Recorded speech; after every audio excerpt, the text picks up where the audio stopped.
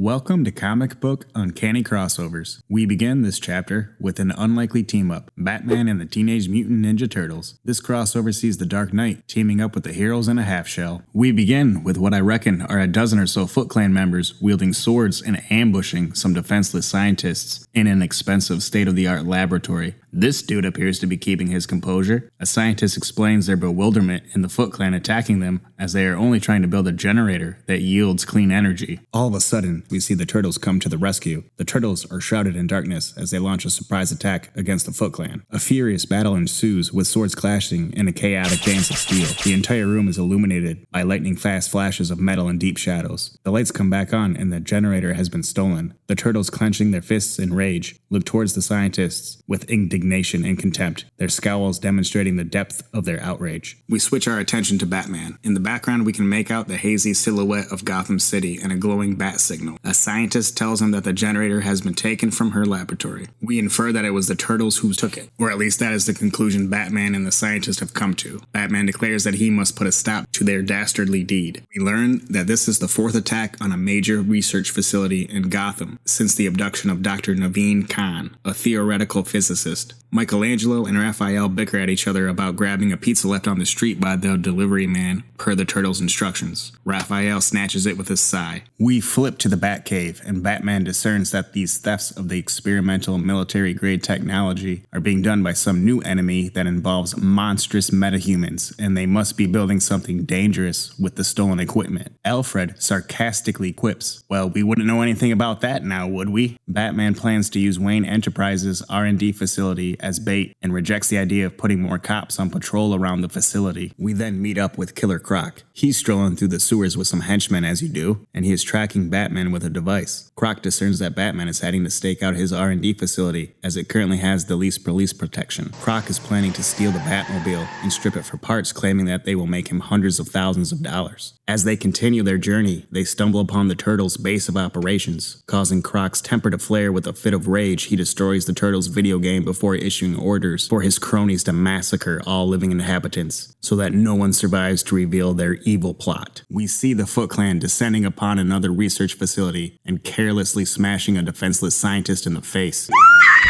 Shut up, bitch!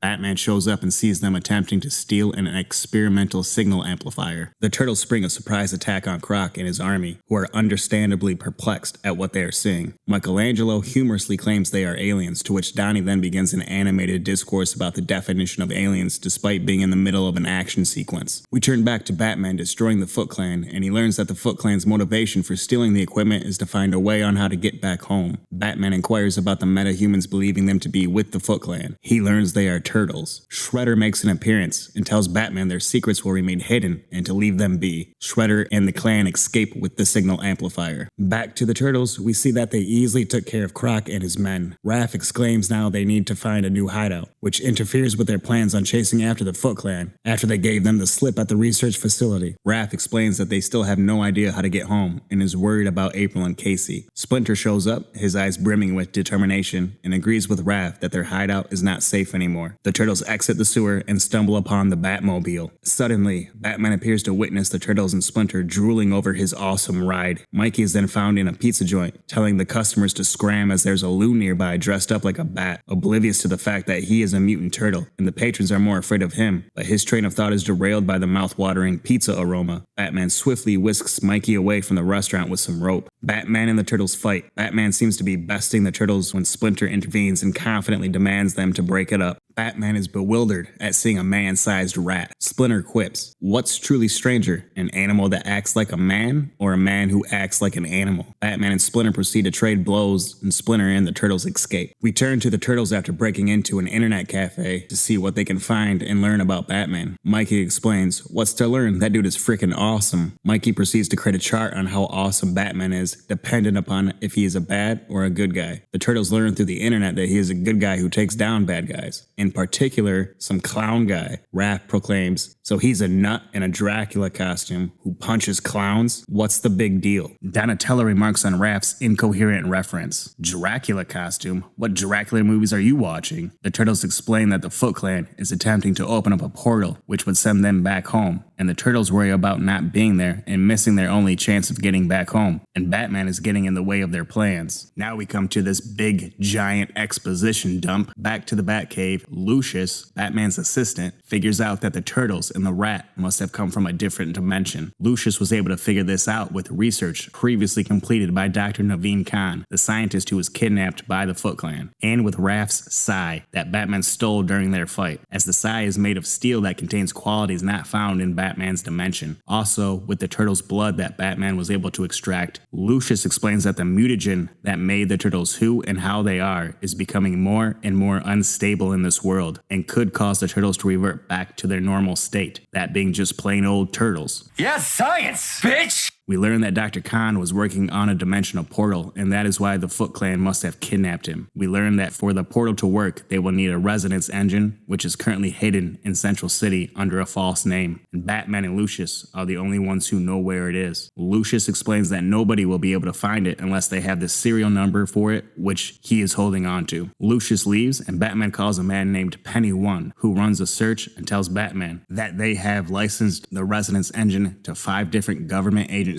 for use overseas. The Defense Department reported one missing 6 months ago, and it is therefore probably on the black market and almost certainly en route to Gotham. Batman then tells Penny One to have 16 witches' eyes activated to run scans on the sewers in order to find the Turtles, while Batman attempts to find leads on any buyers of heavy machinery on the black market. We see Splinter stealthily breaking into the Batcave and discovering the information that him and the Turtles could, in time, revert back to their normal state as the mutagens within their blood are becoming more and more unstable the longer they remain in this dimension. We see Shredder collaborating with the Penguin. Penguin somehow got a hold of the secret black market resonance engine with his top-notch connections, and is now presenting it to Shredder for purchase. Penguin naively believes that he is going to buy the engine, but he unexpectedly reveals that there is no money. Outraged, the Penguin orders his men to attack, yet little does he know that those men have already been dealt with, as Shredder chillingly explains. Then he unleashes the Foot Clan on the unfortunate miscreants attempting to peddle him the engine. Shredder is about to kill the Penguin,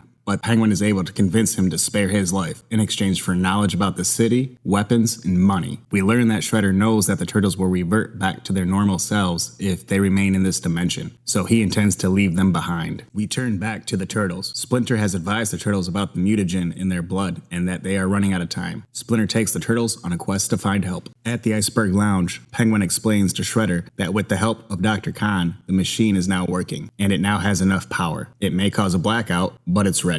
Shredder, with his ego and hubris, decides that he will keep the portal open and not leave yet, as he wants to control Gotham. He will keep the portal open, return home to get more men and supplies, and then come back through the portal. Then he will convert the Iceberg Lounge into his fortress. Penguin is now part of the Foot Clan and Shredder's slave. We see Dr. Khan as a beaten down man, explaining that if the portal were to remain open, it could destabilize reality and Gotham may collapse. Foot Clan members explain to him that that is what he is here to prevent. Batman busts in to save Dr. Khan. The Turtles bust in and interrupt Shredder turning on the portal. Batman, Splinter, and the Turtles all team up. We go back to 2 hours earlier at the Wayne Mansion. Batman explains to Alfred that the Foot Clan have gotten their hands on the final piece of the puzzle, that they are making enemies inside and outside of Gotham, that something called the secondary grid went online, and all the power is being funneled to the Iceberg Lounge, and that, after scanning the sewers, there is no sign of the mutant Turtles. Alfred then discovers that someone is currently in the Batcave. Turns out, it's the Turtles. Michelangelo rides a robot dinosaur that Batman is storing, and Donatello falls in love with some tech. The Turtles are roaming through the Batcave. Leo and Ralph are arguing over the sanity of Batman, and then they are confronted by the Bat himself. Splinter explains who Shredder and the Foot Clan are to Batman. He explains that Krang, a trans-dimensional being, an enemy of both the Turtles and the Foot Clan, teleported them to Batman's world. Splinter explains to Batman that Shredder's goal is to strand the Turtles and himself in Batman's world, and that in turn would turn Splinter and the Turtles back to their normal state. Alfred comes in with a shotgun and advises Batman he activated the cave's defenses and they will not escape. They team up to stop Shredder.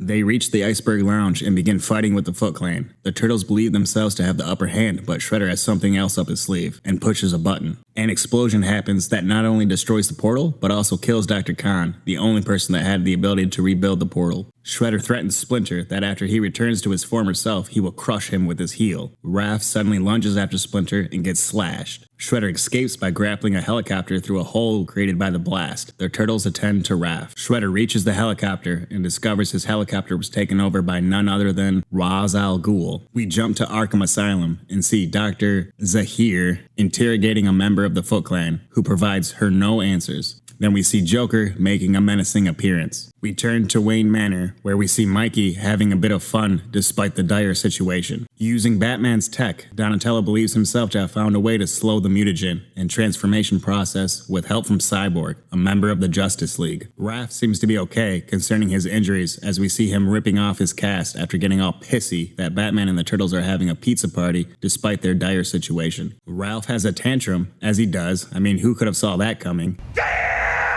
And leaves to go out on his own. We return to Shredder and Ra's al Ghul. It seems that Shredder destroyed the first portal as he was uncertain about a transmission or an object hurtling between the worlds and destroyed the portal to stop it. Now he knows the object was the ammunition we need to burn Gotham to the ground. Then he tells his minions to activate the machine, which is a second portal. The portal activates and Casey Jones comes through. The portal being activated causes an alarm to be set off in the Batcave because of an influx of energy at the location of the portal. The Turtles take Alfred's vehicle to the location. Batman catches up with Raph and explains to him his parents' death. This causes Raph to sympathize with Batman. Alfred, via radio, advises Batman that they found the location of the second portal, and Splinter and the Turtles are already on their way. The Turtles arrive at the location and see Casey defeated. He tells the Turtles that he brought with him mutagen that could help the Turtles and Splinter from reverting back to their normal selves, but Shredder nicked it from him. Apparently, this was the ammunition Shredder was talking about, and he somehow knew that Casey would come through the portal once activated with the mutagen. Shredder and Ra's al Ghul arrive at Arkham Asylum with the mutagen. Batman and the Turtles meet up with Gordon on the roof of the GCPD, and he advises them of a break-in and consequent takeover of Arkham Asylum. Penguin creeps out from the corner and tells them that Shredder is building an army to burn Gotham to the ground, and the process has already begun. Penguin also cues Batman in on Ra's al Ghul's involvement.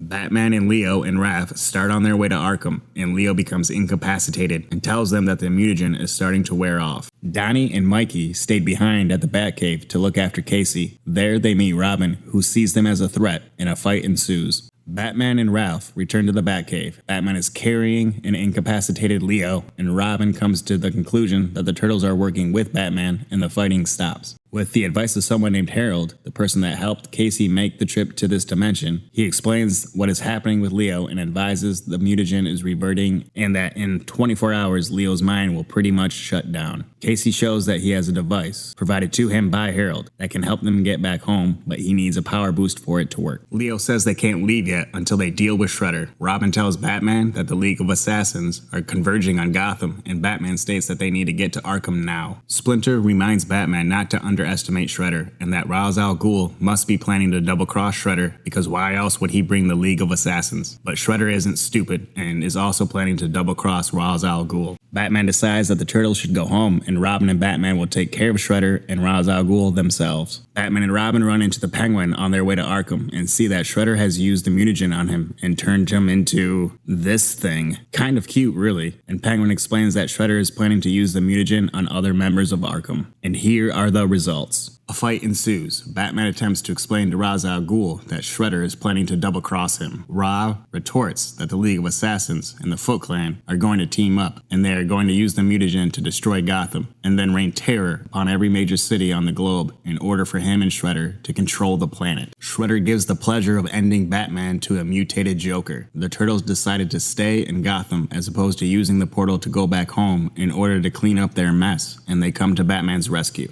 With the help of Alfred, the Turtles brought a special weapon along with them, an Intimidator suit that Batman was working on to help with the fight. Ra's al Ghul states, the usual game. Batman sends children to fight his battles. It's time for another to die to show him his folly. A poke at all the Robins of the past and the fact the Turtles are teenagers. Robin has the GCPD apprehend the League of Assassins. Batman defeats Shredder, and Ra's al Ghul, after being beaten, escapes. Casey left prior when he opened the portal and the Turtles decided not to go, but he comes back with April. They explain that with the help of Harold, they were able to create another portal to bring them back. The Turtles say goodbye to Batman and return home, and this is the end for now.